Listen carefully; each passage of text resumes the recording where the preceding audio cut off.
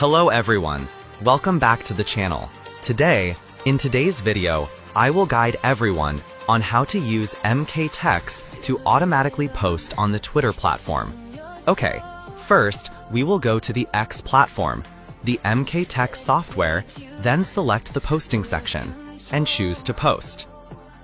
Select the accounts we want to post from. Next is to set the time. Here we will set 30 to 40 seconds. Next is the content section. We will choose content uniform for all these accounts and select content, save it. Next is to allow duplicate content posting. Post, duplicate content. Next, each account posts one article and wait for 5 to 10 seconds. Then, after that, we will click Start.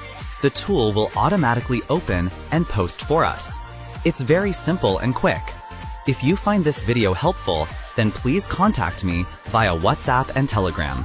See you all in the next video.